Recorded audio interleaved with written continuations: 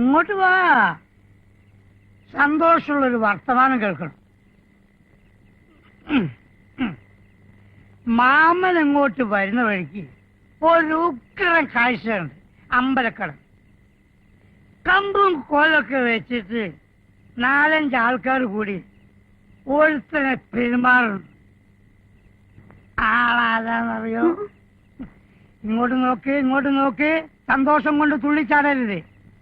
പറയട്ടെ, നമ്മുടെ ശത്രു ചക്കപ്പുഴ കഥാകരണം ജയദേവൻ. ഇനി അവൻ അധികകാലം കഥ പറയും തോന്നുന്നില്ല. അതിന് മാത്രം കിട്ടിയിട്ടുണ്ട്. എന്നാലും എന്റെ മോളെ എന്തുമാതിരി തല്ല അവന്മാർ തല്ലിയത്. ഒന്നില്ലെങ്കിലും നമ്മളെപ്പോലെ വയറ്റപ്പഴുപ്പിന് വന്നവനല്ലേ. പാവം. എന്റെ ഭഗവതിയാണ് സത്യം. മോള് പിണഞ്ഞാലും വേണ്ടില്ല, എന്നിവിടെ ആട്ടി പറഞ്ഞയച്ചാലും വേണ്ടില്ല.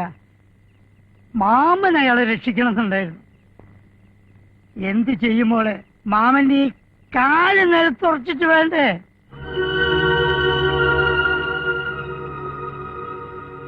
മോളെ എന്തു പറ്റി? മോള് അയാളെ ഇത് കൂട്ട?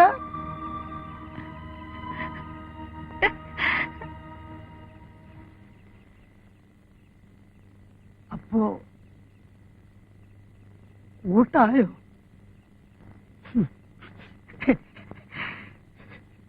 എന്റെ ഭഗവതി.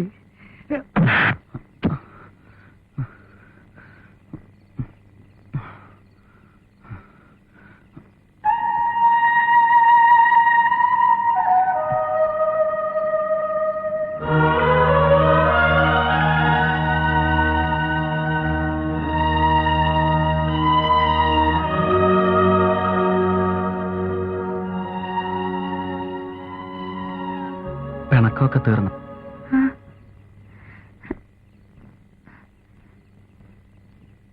ഒരുപാട് വേദനിച്ചോ? ഈ പാതിരായ്ക്ക് ഇങ്ങോട്ട് ഓടി വരണം ആരെങ്കിലും കണ്ടാല്? പാതിരായ്ക്ക് ഒരാൾ ഇറങ്ങിയിരുന്നിട്ട് ഇങ്ങനെയൊക്കെ ആയാൽ എങ്ങനെയാ വരാണ്ടിരിക്കുക? തന്നെ എന്നെ ഇങ്ങനെ ഒരിടത്ത് ഈ നേരത്ത് കണ്ടാല് ആളോള് എന്താ പറയാന്നറിയോ? പറഞ്ഞോട്ടെ, പറയണത് എനിക്ക് ഇഷ്ടാ.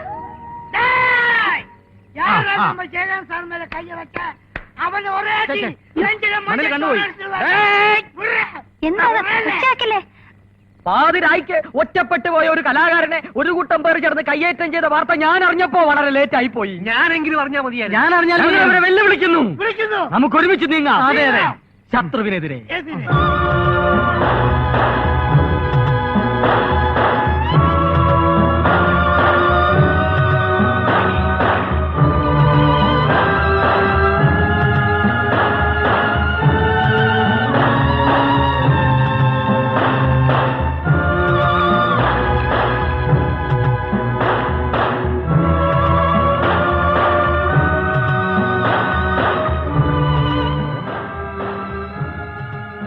അവനെ എന്ത് ചെയ്യുന്ന പറയാ?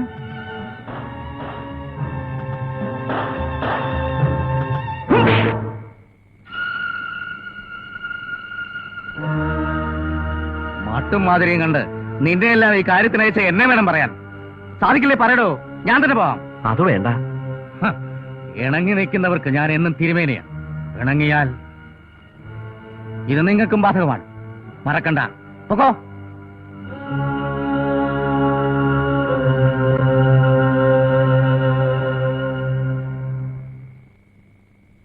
കുറുപ്പേ, പുതിയ സന്നാഹങ്ങൾ വേണ്ടിവരും. ഒരുക്കാം.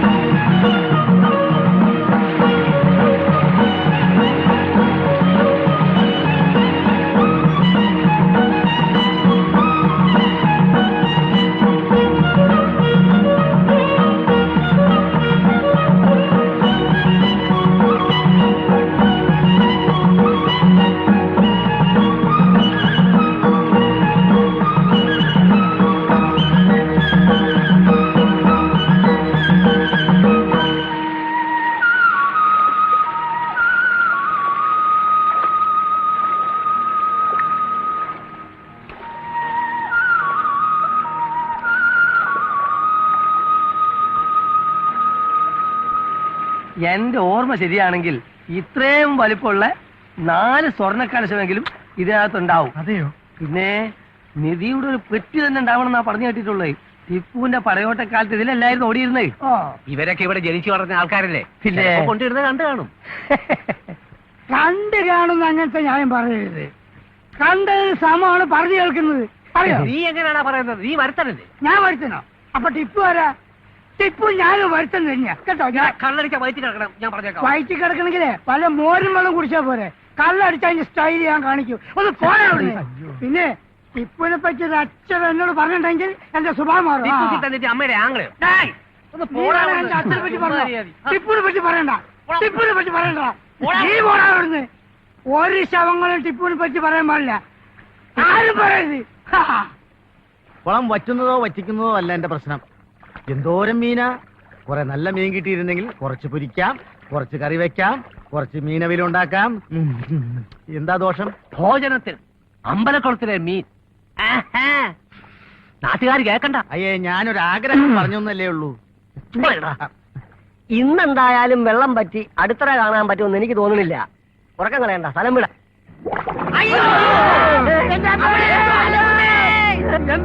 നിധി മുമ്പാ പൊങ്ങുന്നേ. വല്ല മുതലയോ ചീങ്കണ്ണിയോ മറ്റോ ആകാം. ഇവിടെ എന്താണോ ഇത്? എന്താന്ന് നോക്കി.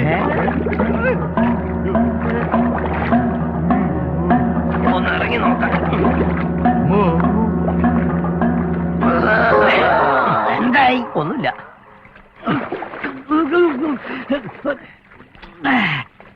കരയുവാണ്. അത് മനസ്സിലായി. ആ, എന്താ ഇവിടെ? നായരെ, നിങ്ങളല്ലേ പറഞ്ഞത് ഇതിലെ ടിപ്പുവിന്റെ പടയോട്ടുണ്ട്, ഇതില് നിധി ഉണ്ടെന്ന്? അതെ. ആ, അതിന് ഒറ്റക്കെണ്ടായിരിക്കല. ഹൈ, ഒറ്റയ്ക്കില്ല.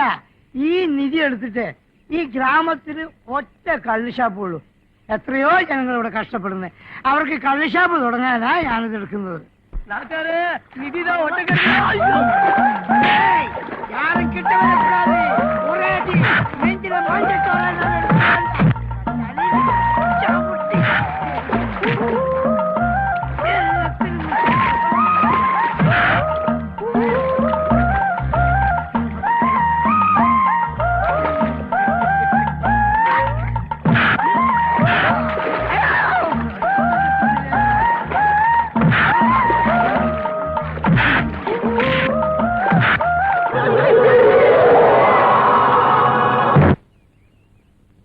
അനാഥ പ്രേതെന്നും അജ്ഞാത മനുഷ്യനെന്നൊക്കെ പറഞ്ഞ് വെറുതെ മാസം എഴുതി തള്ളിക്കളയാൻ ഞാൻ സമ്മതിക്കില്ല.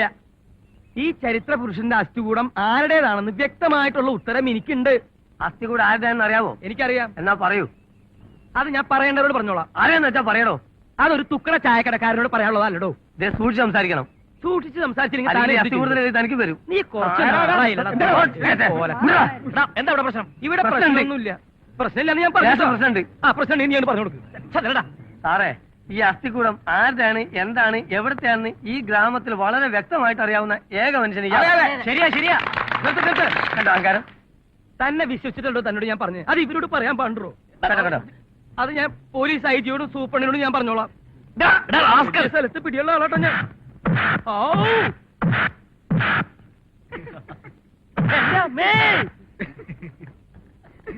ഇടിക്കല്ലേന്ന്. നിനക്കെന്താ വേണ്ടേ? കൊല്ലല്ലോ. ഇനി ഇതും കൂടിയേ ഉള്ളൂ. ഊരാൻ പറഞ്ഞ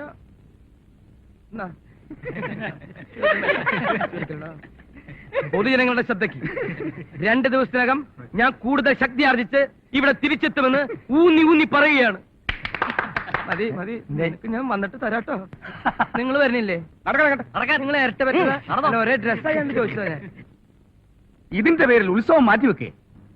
ബുദ്ധിമാന്ദ്യം വടക്കുംപുറത്തെയും തെക്കുംപുറത്തെയും ഒരുപോലെ ബാധിച്ചുണ്ടോ? നടന്നത് പണ്ടെന്നോ ആണെങ്കിലും അപമൃത്യുവാണേ. കേസുമായിട്ടുണ്ട്. എന്ത് കേസ്? പുല്ലറക്കാൻ വരുന്നവനും മൊന്തമോട്ടിക്കാൻ വരുന്നവനും കുളത്തി വീണ് മരിക്കാം. അങ്ങനെ ഒരു നിലപാടങ്ങോട്ട് എടുക്കാം. അത് തീരുവോ? തീരണം. അല്ലാതെ പഴയ കാര്യങ്ങളുടെ പോസ്റ്റ്മോർട്ടത്തിനൊക്കെ പോയാൽ മനസാവാച അറിയാത്ത സംഗതികൾക്കായിരിക്കും